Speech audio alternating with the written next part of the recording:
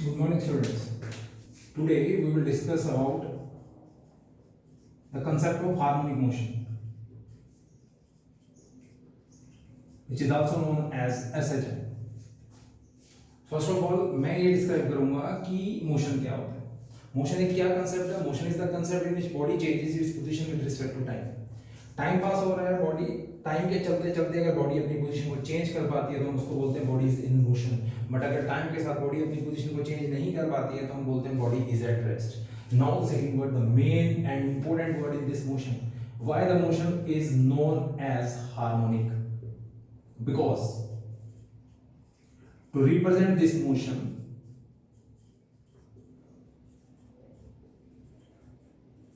we use harmonic functions. एक answer आ गया कि हम इसको हार्मोनिक क्यों बोलते हैं, क्योंकि इस मोशन को रिप्रेजेंट करने के लिए हम हार्मोनिक फंक्शंस को यूज करते हैं. तो नेक्स्ट क्वेश्चन अपने आप से आपके दिमाग में ये राइज होगा कि हार्मोनिक फंक्शंस कौन से फंक्शंस हैं. तो simple answer, the trigonometric functions which will repeat their values are known as harmonic functions. तो ट्रिग्नोमेट्रिक में साइन और कोसाइन दो ऐसे फंक्शंस हैं जो अपनी वैल्यूज को रिपीट करते हैं, इसीलिए साइन और कोसाइन दोनों हार्मोनिक फंक्शंस हैं. और हम अगर अपने SHM को रिप्रेजेंट करने के लिए हम साइन या कोसाइन का यूज करेंगे तो हम अपने मोशन को SHM का नाम देंगे. तो on the whole why the motion is harmonic, because इस मोशन के अंदर हम साइन और कोसाइन का यूज करते हैं and their sine and cosine are the harmonic functions. Now the definition, what is SHM? Clear है, it is the motion in which body repeat its motion about its mean position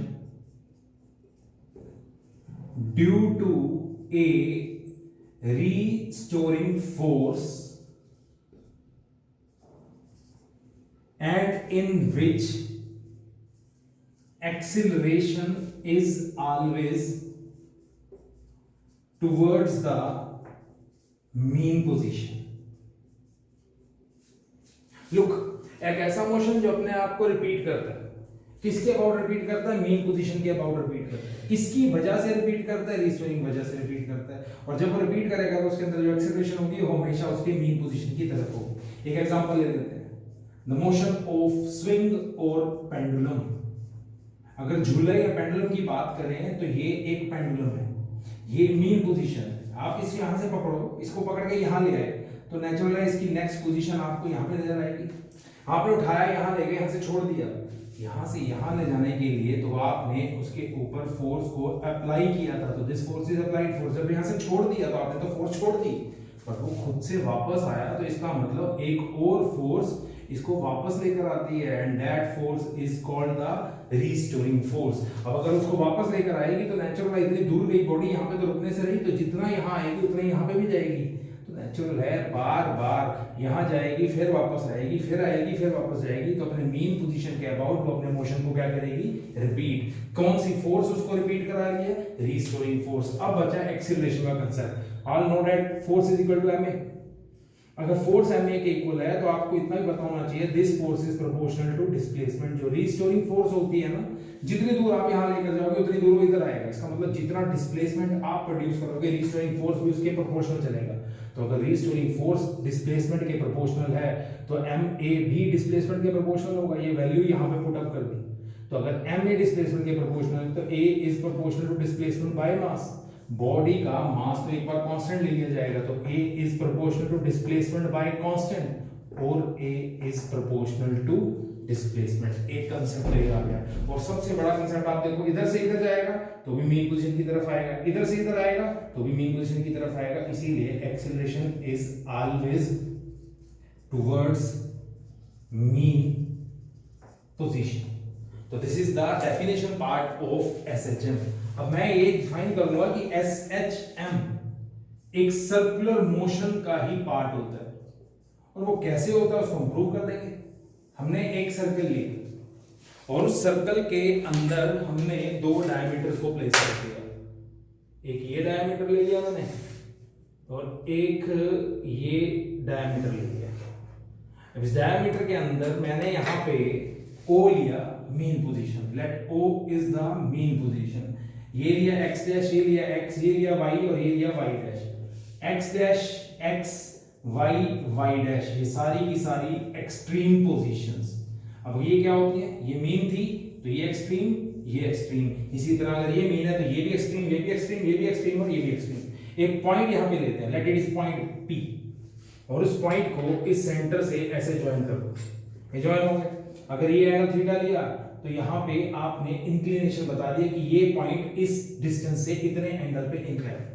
अब आप suppose करो ये point यहां से एक perpendicular draw कर दो, ये y पे परपेंडिकुलर ड्रॉ हो गया और एक यहां से x पे परपेंडिकुलर ड्रॉ हो गया। Let it is pn, let it is pn। तो मैंने एक pn परपेंडिकुलर ड्रॉ किया ऑन OY और इसी तरह एक PM परपेंडिकुलर ड्रॉ किया ऑन OX।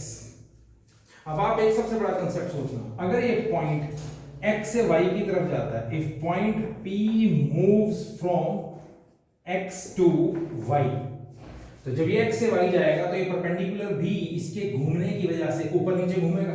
तो इसका मतलब then perpendicular moves from O to y, ठीक है।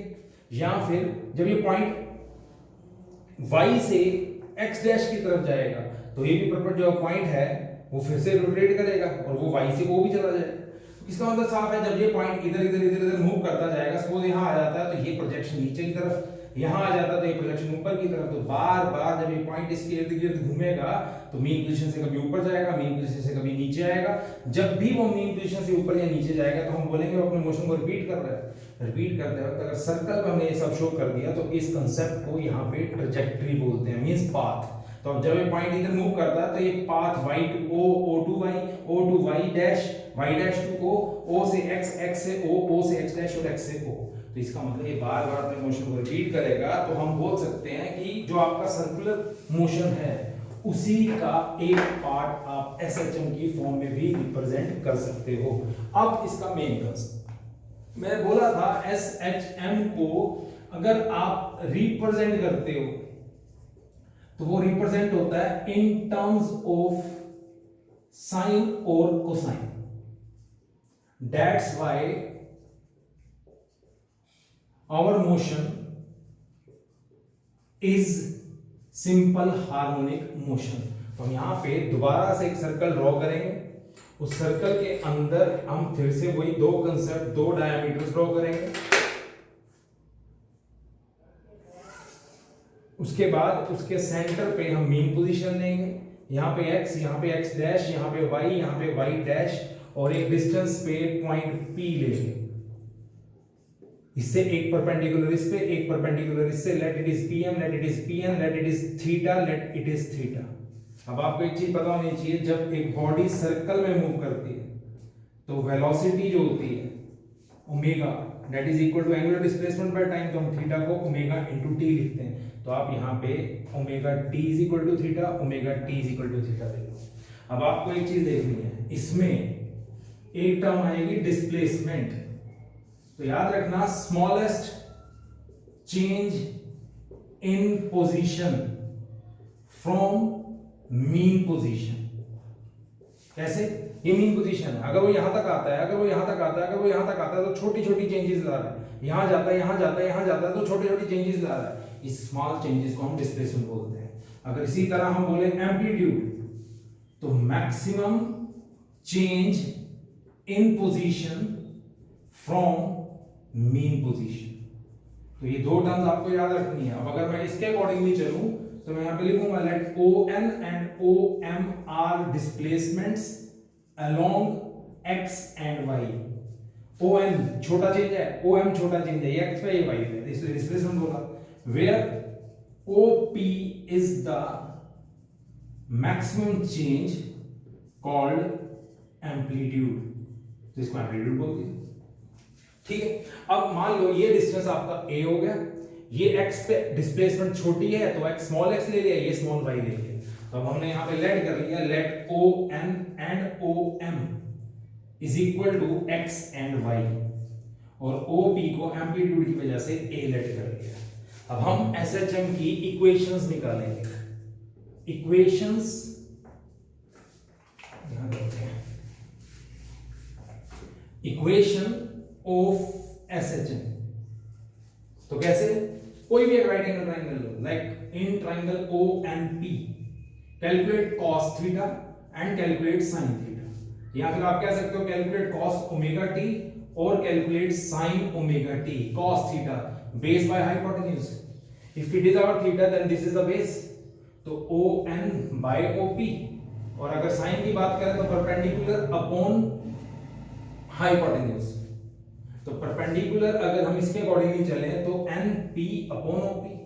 तो अगर आप अब यहां से देखो तो फ्रॉम फर्स्ट इक्वेशन हम लिख सकते हैं, from equation 1 ON is equal to OP cos theta, and from 2 या from equation 2 NP is equal to OP sin theta, और मैंने पहले ही बोला था what is ON equal to small x, तो from third small x is equal to OP A, तो x is equal to a cos theta, and from fourth y is equal to a sin theta।